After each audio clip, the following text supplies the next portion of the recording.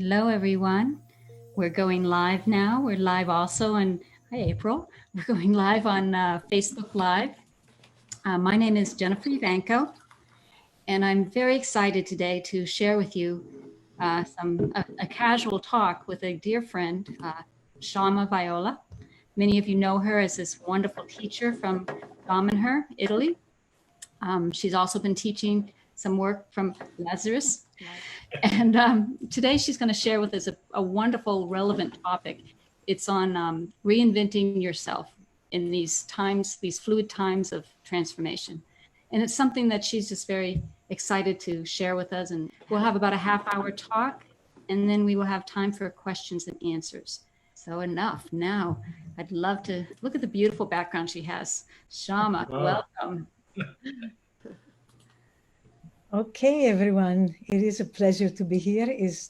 I'm delighted, and also because I see so many faces that I know and that I love, and also because this is a topic that is dear to my heart. It has been an experience for me of this past months, and when Jennifer invited me to have a free talk, it came very spontaneously, immediately. The topic was right there, and it was reinventing yourself in this fluid time of transformation. Why fluid time? Because we still have a little time to make the changes needed. Um, it is the time is still not yet solid, but it's going in that direction. So if we want to make the changes, the opportunities are now, and they're getting shorter and shorter. It has been a very fluid time. We have had the chance in these past years to really explore and do and shift and change and learn and do lots of we had a lot of opportunities for events that were important for us. As that time closes down, we need to be aware that what has happened to us now through COVID, this very democratic virus, which has put us all on the same level of alert, is an amazing opportunity for me, it feels to reinvent yourself, not only reinventing yourself at the physical level, doing something different, but reinventing yourself about who are you? Who are we? What are we here to do? Are we doing what we came to do? And the time is now. It's time to ask this question and it's time to answer it. Now, up until recently, for some of us, I speak in general now, we have been relying a lot on outside sources to reflect back to us who we were, how we were. It's giving us an opportunity to stop that reliance on outside sources. Outside sources have been our rest and our crutch. And right now, we can't afford that anymore. Outside sources are failing us. They are not there for us. In fact, why the fear so widespread? Because when we rely on outside sources, and those outside sources begin to weaken and fail us, we're going to panic because we are not yet completely um, sure and used to rely on our inner resources. So the opportunity is this one, to actually look at the possibility of how much have I relied on outside sources to feel good, to feel successful, to feel safe. And now that things have changed and things are changing still, am I still relying on outside sources? If yes, I have to look at my level of fear. If I am starting to then invite myself to look at my own inner resources and to know and feel that these resources are strengthening and I'm cultivating them, then my fear will lessen greatly and I will be excited to find inner strength, to find self-confidence, to find self-reliance, to find within me a power that I may not have used before now, but that now I'm called to finally let it emerge.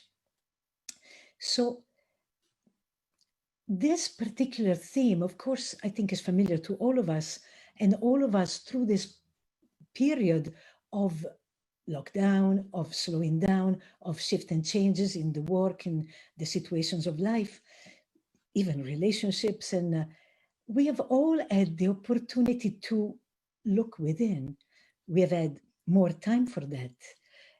This amazing democratic virus has given us time to look within and to find what is true for ourselves. What is that we are really here to do? What is that we really, really, truly want to do? What we yearn to do? How do we want to express that divine being within? How do we want that divine being to emerge and spread its light around us? And this requires from us not only a wonderful confrontation and saying, I'm here to do this and I'm ready now. We have to also look at our inner resources, because this confrontation can trigger a lot of feelings of inadequacy, uncertainties. Am I going to be able to support myself? Am I going to be able to be accepted, not judged, etc., etc.? So this new reinvention of ourselves, this opportunity, allows us also to confront the parts of us that keep us a little bit safe in a limited way. And so it's time for us to feel the courage to take risks, to go and spread ourselves forward in a bigger way. It's time for us also to empower that hope within that, like a beacon, makes us feel that we can, and we can go forward. And so there are certain elements that we need to encourage ourselves to cultivate. Courage is one. What is courage? Courage, I don't know if in English could mean the same to you, but courage means cur, which is heart, cur, ray, a ray from the heart. So courage is having a ray from the heart going forward. So strengthening a heart possibility to expand and to make us feel that we can dare and allow our heart to guide us. So having the courage to trust the visions, the dreams, the insights, the intuitions that we have about what's next for us, how we can go to the next spire in the spiral of evolution that we are on. How can we move into the next level? Well, dreams, images, intuition, insights are going to help us. But if we stay there, we're going to keep on dreaming. We're going to just, stay there. And so we need the courage to begin to look at what choices and decisions can we make to implement those dreams, those visions. And so we need to trust ourselves that we can do it. So courage and trust are very much in the resources that we need to strengthen, we need to feel, we need to allow, we need to cultivate. And about trust, I want to mention that, it's a word that is thrown around quite a bit. And so, yes, trust in general, we have an idea of what it means. But I'm going to give you some, or I'm going to remind you if you already know, I'm going to give you some 4 elements to see if it's really a trust possibility, a trust situation. In order for trust to be happening, it needs to have some elements, and I'm going to mention them. It has to be something that happens in the future. So trust is for something that you want to do and that you expect to be attaining. 2, it has to have a positive and a negative. So I cannot just trust something completely that is positive. This element, this particular situation needs to have the 2. It has to have a positive and a negative element. And in fact, third element is if the bad happens, it has to be worse than if the good happens. And the fourth is to expect the good. But in order for us to trust, I need to have something, an object, an objective in the future. It needs to have a positive and negative effect. So I may succeed or I may fail. If I fail, if the negative happens, it has to be worse than if the positive happens. So if the positive happens, oh, good, I'll get a good reward over here. But if I fail, I'm going to lose this, that, and the other, reputation, money, whatever. It has to be worse. And of course, we have to expect the positive. So trust is an element that needs to be there along with courage in order for us to go forward with hope. So we have those 3, hope, courage, and trust as inner resources that will allow us to go forward with intention, trusting our dreams, trusting our visions, and making the appropriate choices on how to implement those dreams and visions. Trusting our choice making, trusting the modalities that we desire and choose to, realize our dreams. So that is what we need to reinforce those inner resources, because as we have seen, outside reality is not going to be there for us. It's not going to be there giving us the security that we need, giving us the support that we need. Outside reality is crumbling. And this is an amazing opportunity to actually come back home, come back to self, and know that we can make it. We can make it. And if we individually can make it, we can prove to others they can as well. So we can be a beacon of hope. We can be a lighthouse for people. The biggest gift we can give to others is to be hopeful, is to provide hope, especially in this time of darkness, in this time of fear. So for you to go around cultivating hope, trust, and courage, you are going to be affecting the world in a very, very positive way. And that is what you want to do. That is how you all want to have impact in the world. You want to provide hope for people. You want to be an example for people that things can change in a positive way, and that the reality around us may look difficult, may look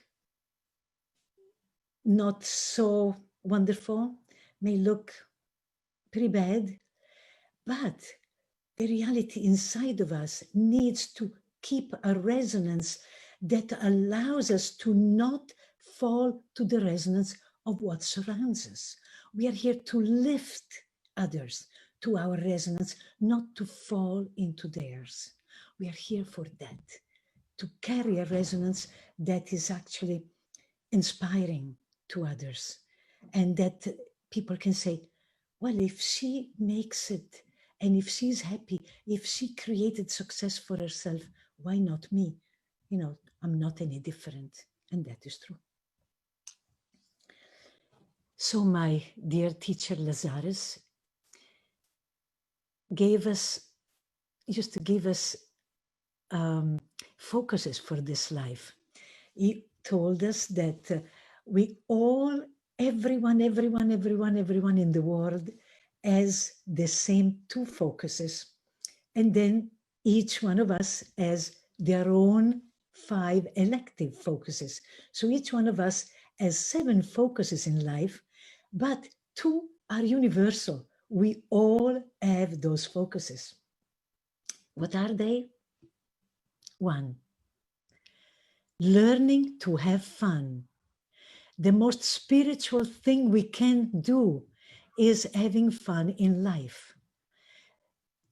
Let's hear it again. The most spiritual thing we can do is having fun with what we do, with what we are. It's the goal we need to reach. And so this reinventing ourselves is, what is fun for me? What can I do that is really passionate, that is fun, that is my dream? We need to reach that spiritual goal that is the universal goal for all of us.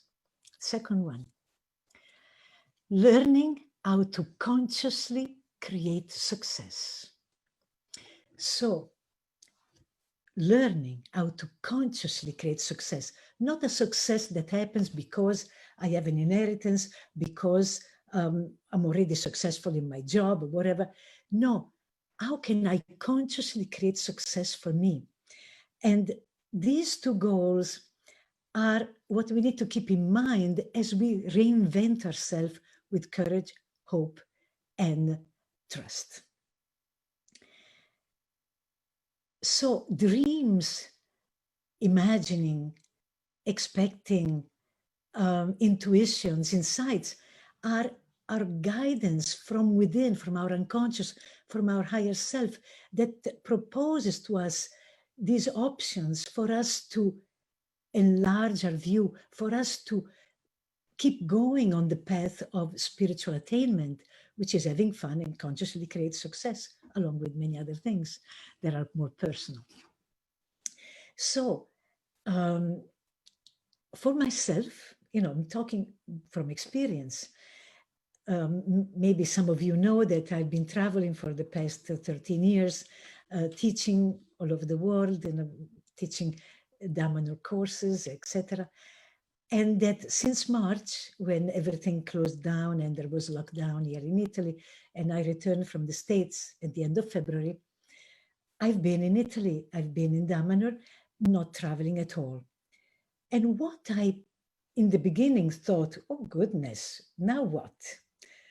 That was my life, that was my career, that was my way to support myself, etc. All my courses got canceled, so I had a free year ahead of me.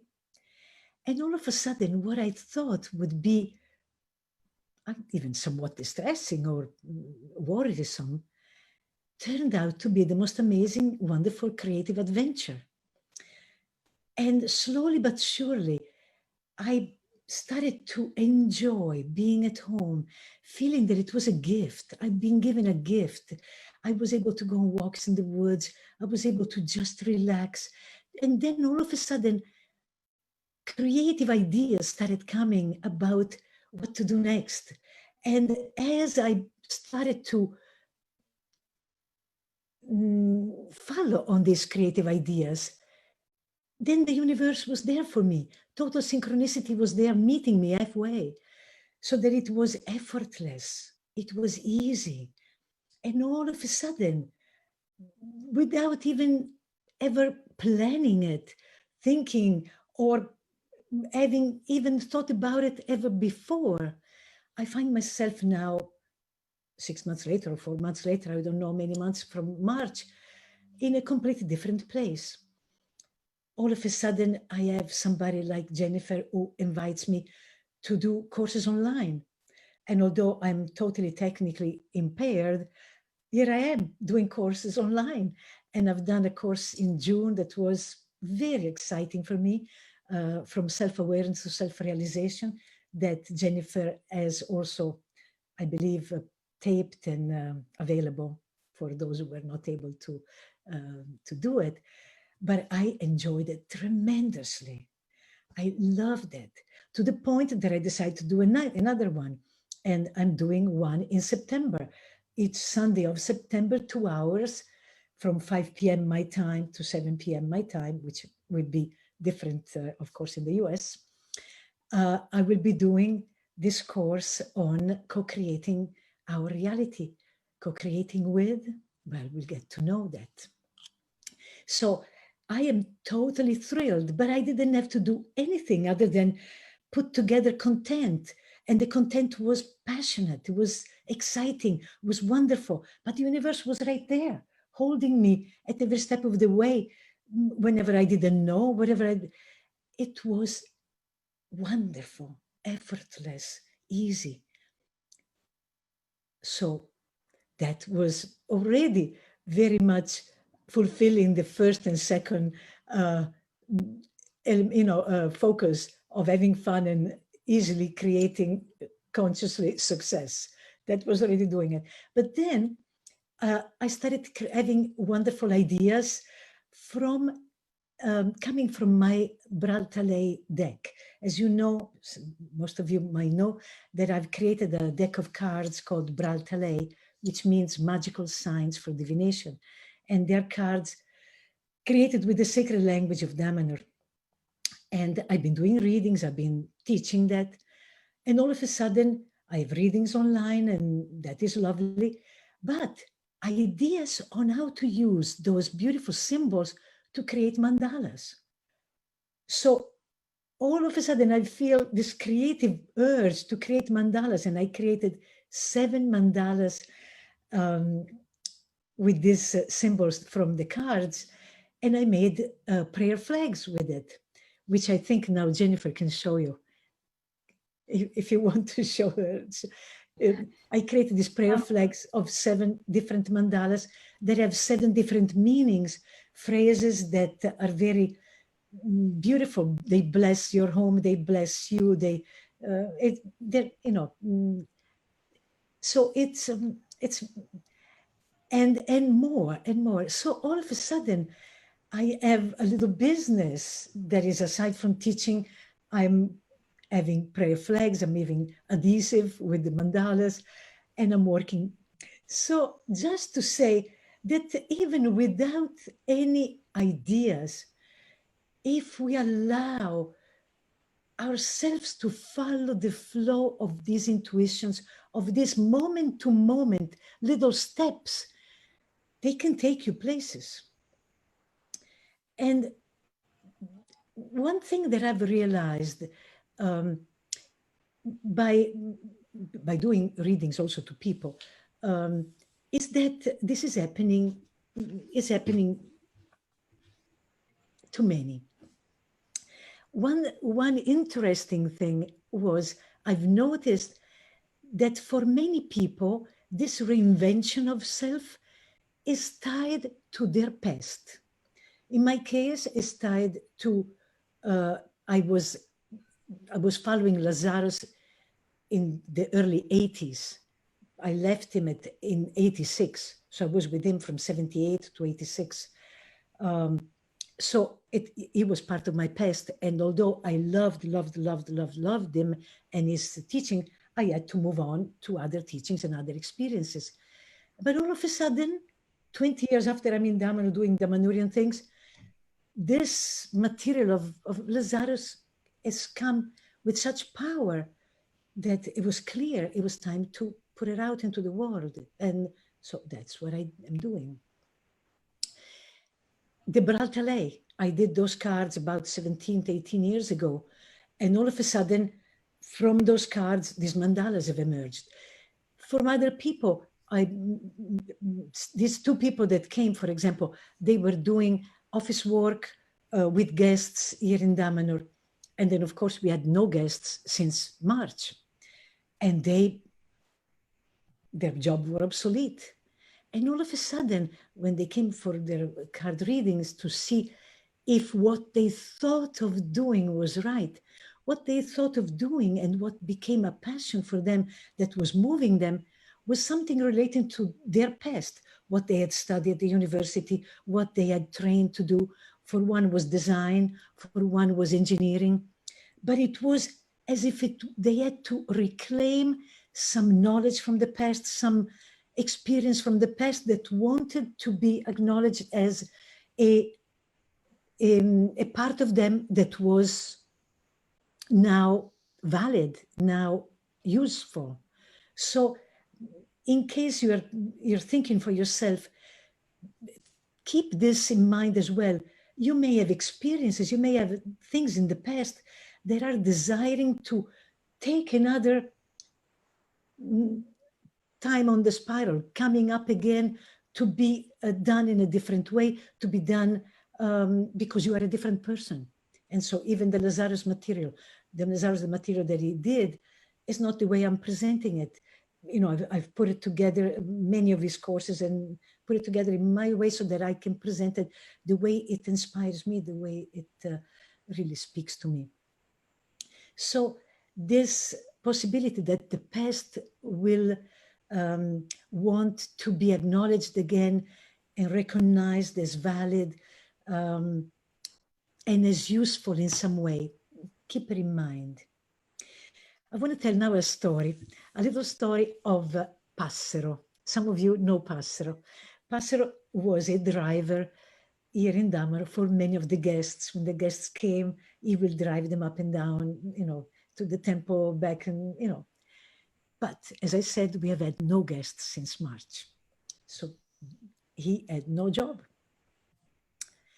And he was already in a very stressful economic situation that forced him to leave the nucleo, the family that he lived with, and go live with his son and his family in a home that Passero's brother had bought for the son and his family, in a little home in Vidracco.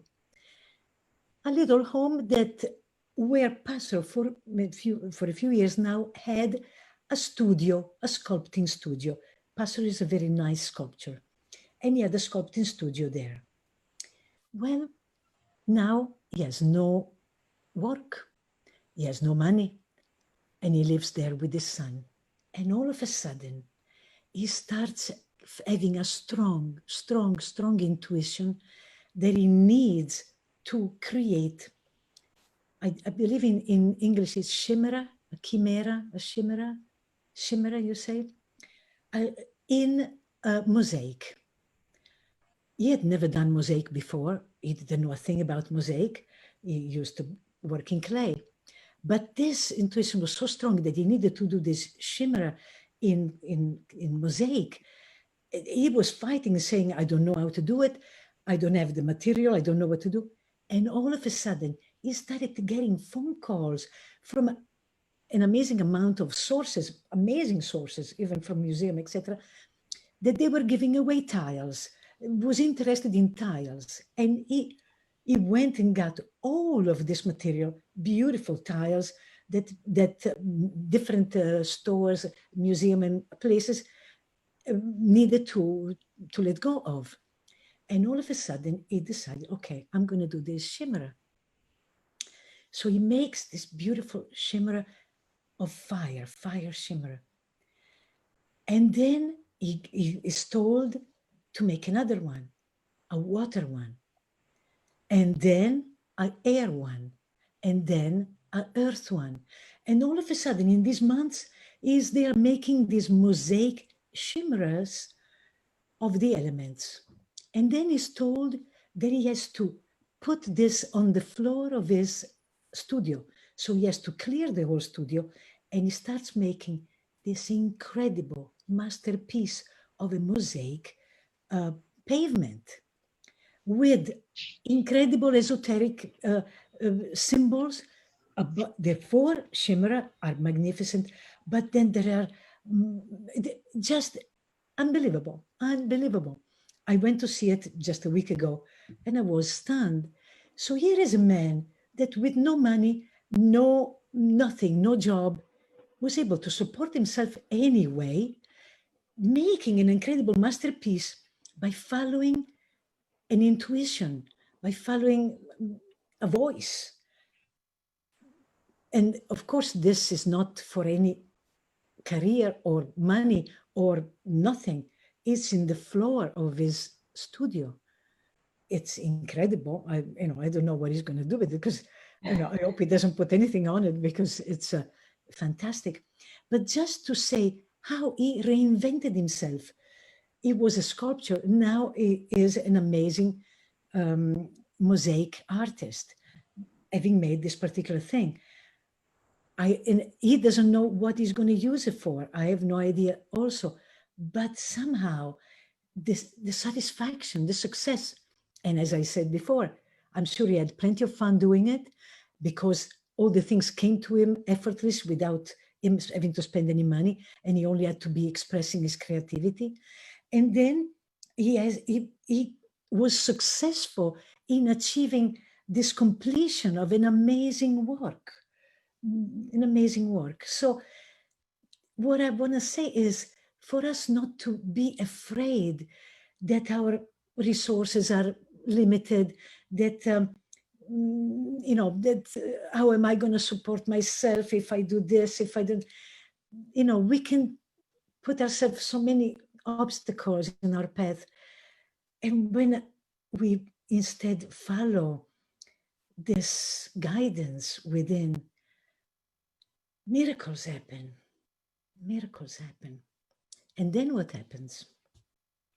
Then we have to stop feeling guilty for being so happy while around us there is still people in fear. We have to stop feeling guilty for being successful at what we are choosing to do when there is people who are still choosing limitations. We still have to keep a resonance of happiness, of success. That is our job. That is what we are here to do. That is very important. Very important. I have no idea what the time is. If you're at the half hour. Is it a half hour? Yes, it is. Okay, well then I would love to hear from people and to engage with you if you have questions about what we talked about, and we can expand on it. I wanted to just say real quick though, that last point that you made, that keeping our resonance high, that's such a simple thing if that's all we have to focus on. It can be challenging in these times, but that's such a freedom to realize that that's what I'm responsible for, is what I'm going on inside of me, not around the world outside of me. And one thing I can add is that in this situation, there have been losses, there have been deaths, deaths of a loved one, death of an animal friend, death of a job, death of a career, death of a home. So there have been moments of difficulties, absolutely. And we need to give ourselves time for mourning, and we get ourselves time for nurturing ourselves and accompanying ourselves in these times of difficulty. But then to realize that each death is harbinger of rebirth, and to trust in that rebirth, to trust that we are given a space.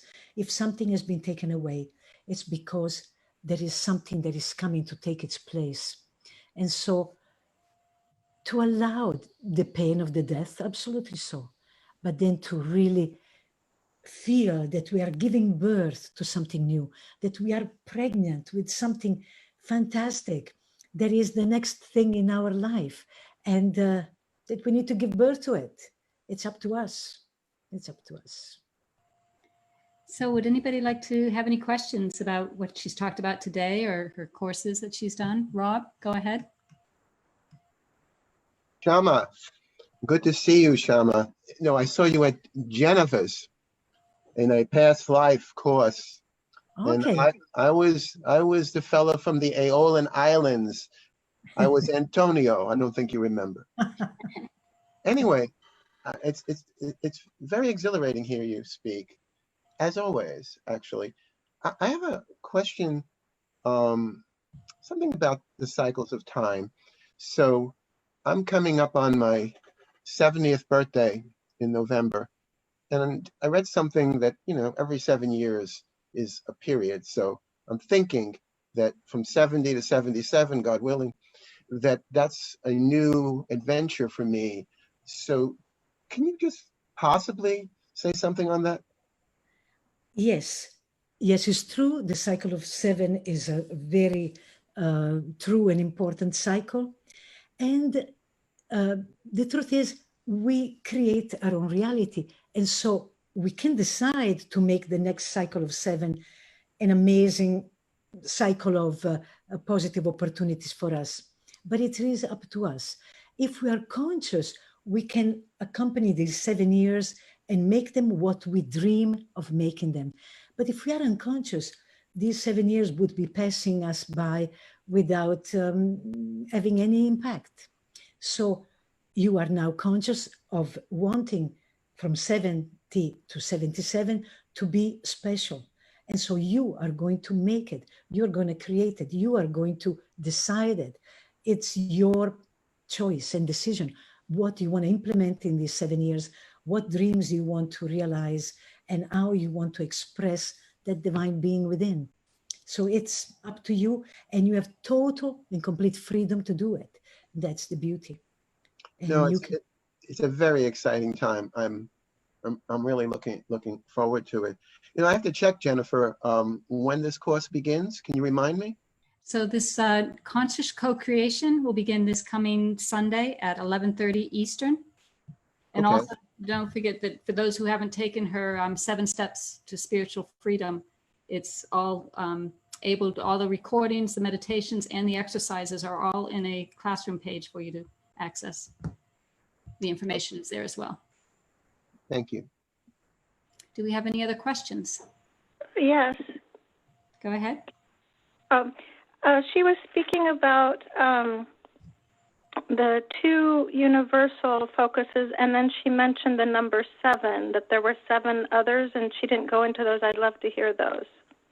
I said that 2 are universal, and each one of us needs to achieve those goals. The other 5 are elective, they are personal. So they are up to you to discover which ones are your own focuses. So we all have 7 focuses. 2, we are sharing them. 5 are personal. Can you give an What example? are the personal, or what are the themes of them, the topics?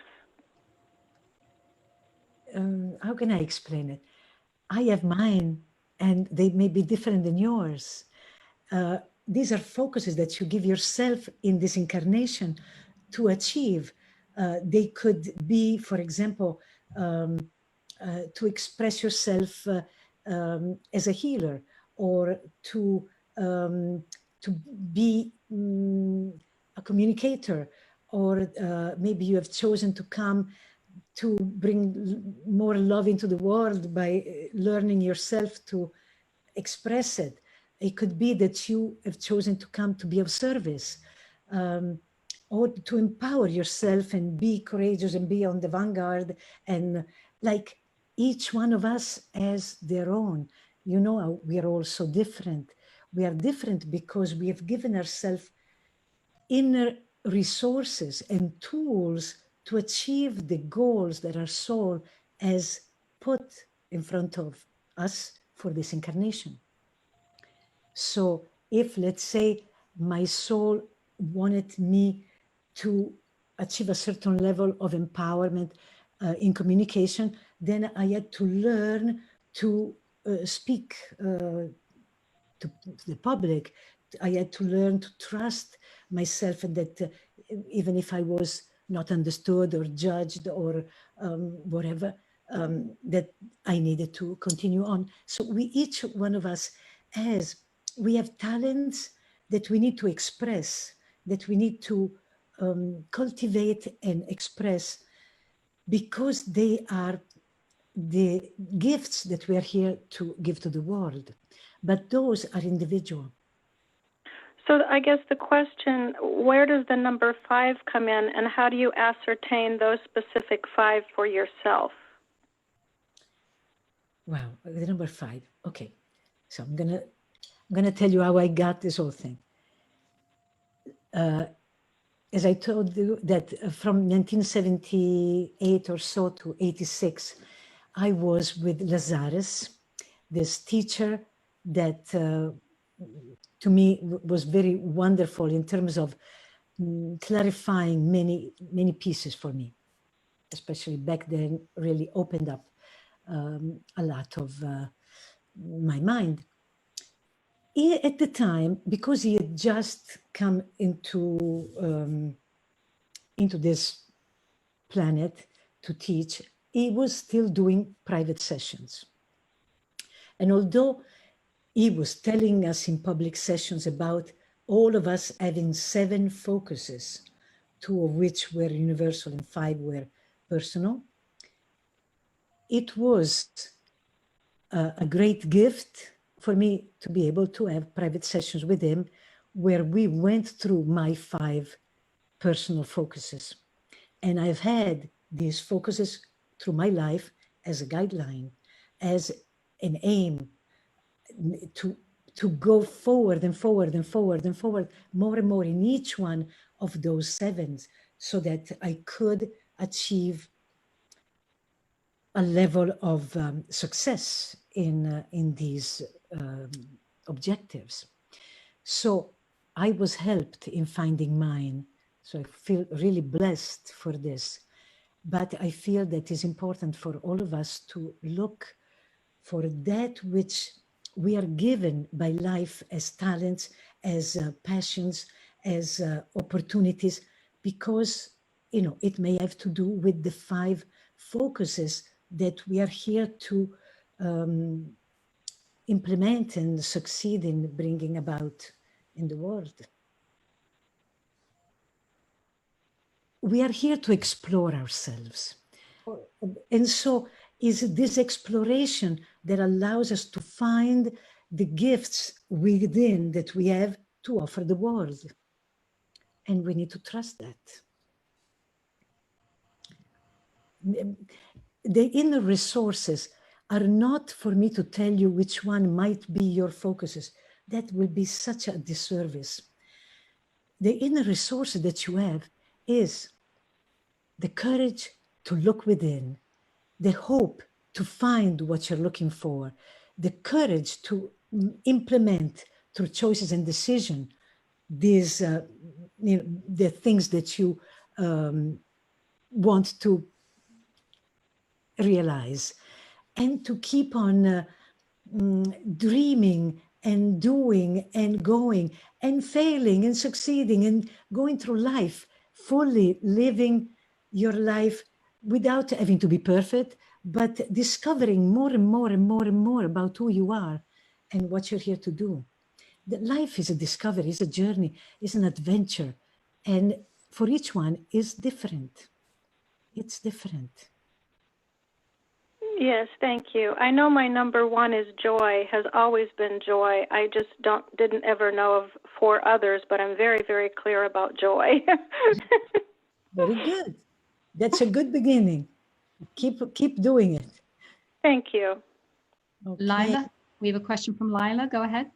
I said, hello, Shama. You look so beautiful and so bright, and it's such a pleasure to see you just in all your magnificence. So thank you. I have a question that probably you've already answered, but with the ideas of hope and trust and courage, I'm wondering if you can give us some tips about how to manage some of the awareness of conflict and suffering around us in the world, because particularly in America right now, there's a lot of violence and there's a lot of suffering and pain. Yes.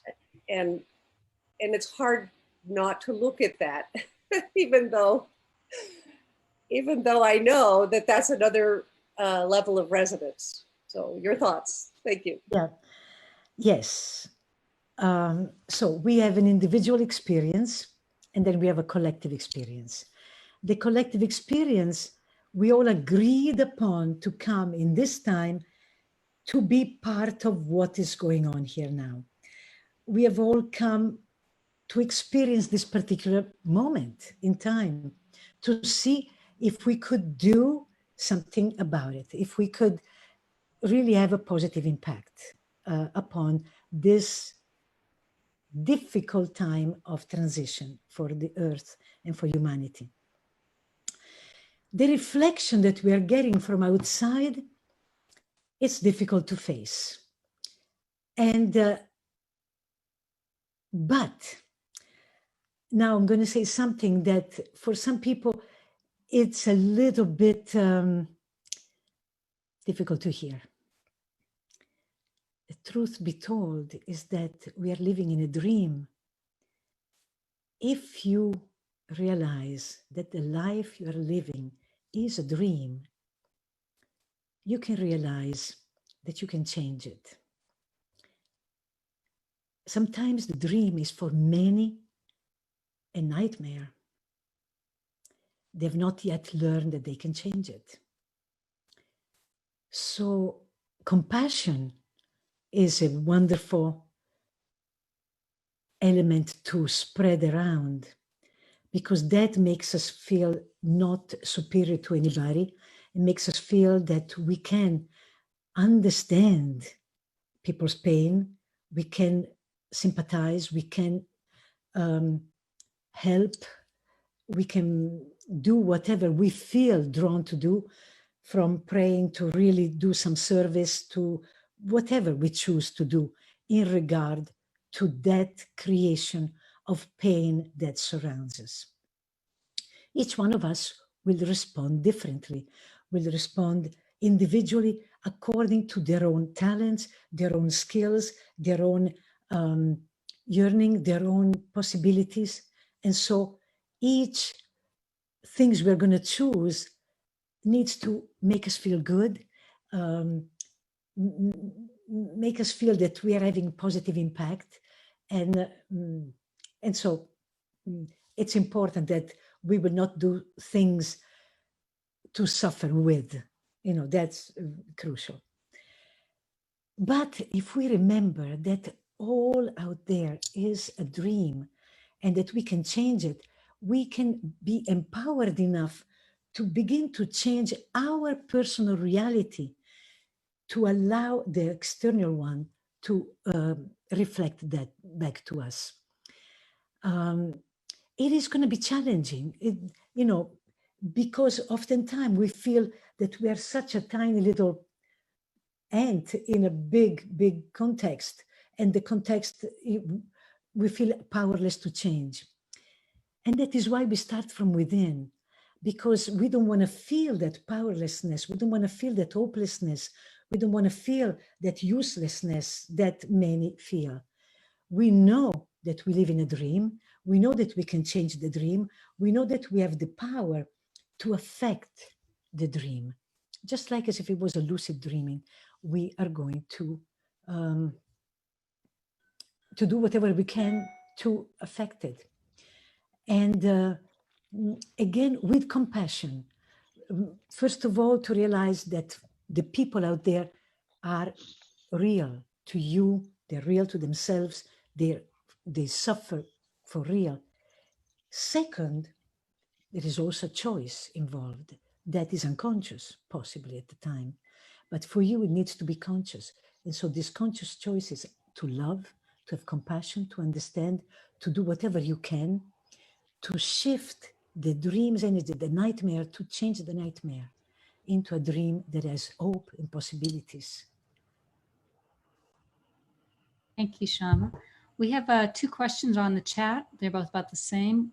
Rosemary is asking, what are you passionate about? What makes your heart sing? And Linda is asking if you would share with us your 5, knowing that we all are different, but you may inspire us to recognize something. Wow. I'm a very private person, so it takes me a moment to see if I do want to listen, want to share them. Okay, all right, yeah, okay. If you think it's going to help you, I will.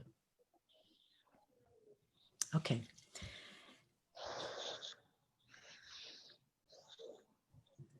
So we'll start by saying that what my passion is all 5 of these things that I'm going to be saying to you. Because these 5 things allow me to have fun and to consciously create success. So it's my pursuit and it's my passion. Remember that when I was there with Lazarus, must have been 1979 at the time, because it's only the beginning that it was doing private sessions. So I was young. We are talking about, I don't know, how many years ago was that? Anyway, I was young, and I had only started my spiritual path on 1972. So I was young even at the spiritual level. So in doing this private session with him, he told me that my first focus in life was to learn everything about love, to be like a scientist, to take love as if it was a microbe, a little something on a pewter dish, and to study it, to take it all apart, to see how love could be growing, how love could fail, how love could heal, how love could destroy, how love could, like all about love.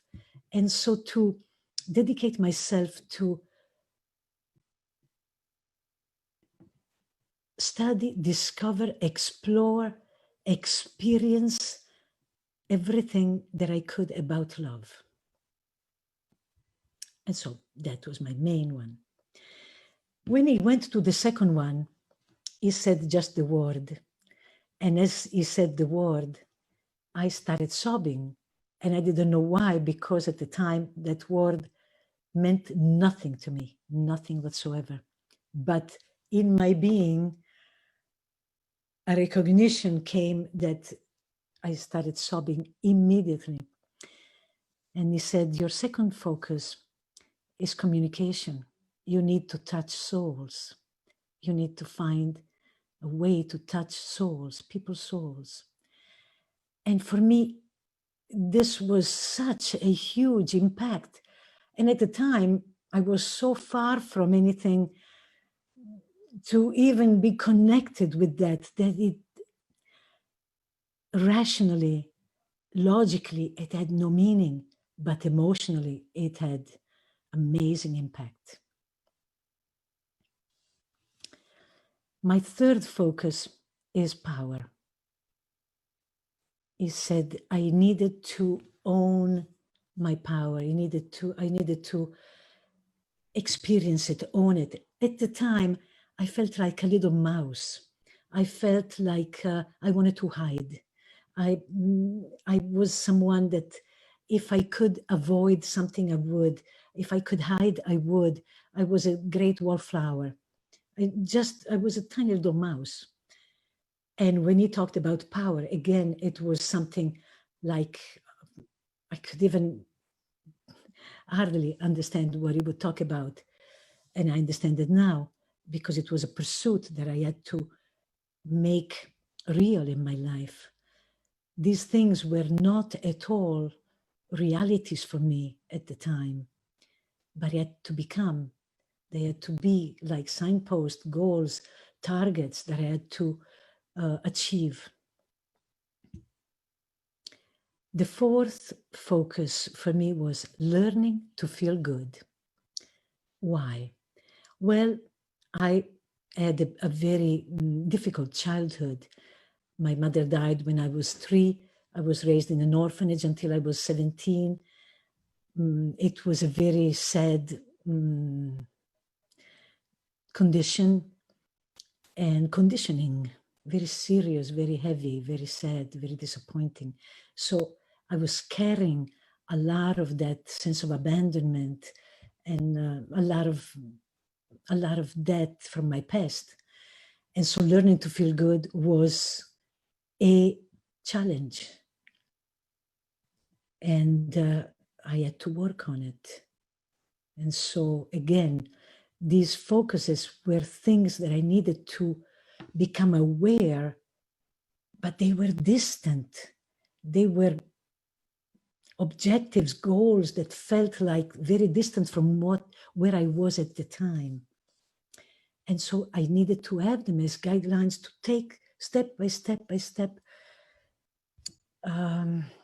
taking steps on that journey. Lastly, my fifth focus was to be of service. And that felt real even then. It felt clear even then, and it has always felt that way. And it, let's say, was the easiest to understand and to achieve, while the others I had to work throughout my life to have these focuses and to get a level of success with it and a level of fun with them. Because now with the love and communication and empowerment and feeling good, I feel and being of service, I feel like I've reached a good level of success in it. And the level of success is also clear by the level of fun that I'm having in doing these things. And if anybody that knows Shama, we know you've embodied those. It's really describes you. Thank you. Beautiful. Thank you. Anybody else? Any other questions? Amy saying, can you talk about the number 7, the relation with the chakras and musical notes and colors? Wow, no, I couldn't. Oh, but that is a beautiful question. All I can say is that everything Lazarus did was in 7. Always, always, always. Everything he did was 7. So all of his courses always had 7 elements in it. Everything, everything, everything. So since then, 7 has been a major number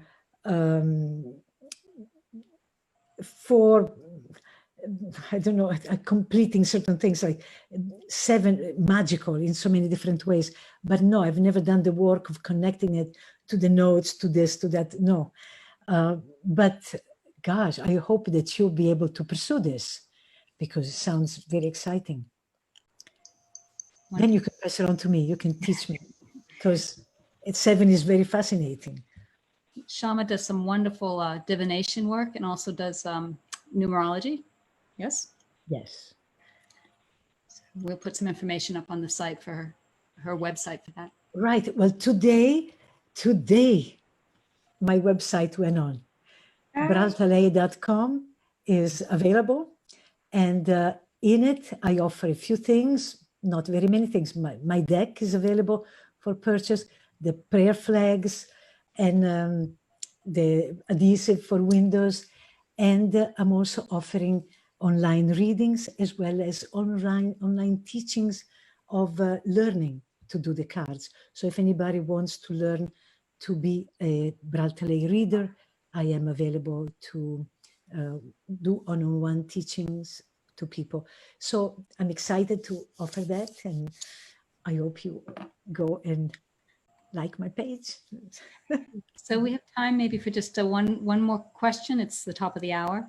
I did want to mention that you have a number of people that are thanking you for sharing that information and being so open with it. We very much enjoyed that. But do we have one more question? Oh, so I wanted to thank her so much. That was just so absolutely giving of her to share those personal 5 with us. And relative to the being of service, would the being of service be universal? No. Not necessarily. No. Okay. Yeah, thank you again. I'm so grateful that you shared those. The universal are the 2 that I remind again. Let's learn to have fun, and let's learn to consciously create success by reinventing ourselves and being willing to dream, to have visions, to really make choices to implement those visions, and to keep that resonance for the world of hope, and trusting ourselves and having the courage to go forward in this. Thank you, Shama, so much. Thank you.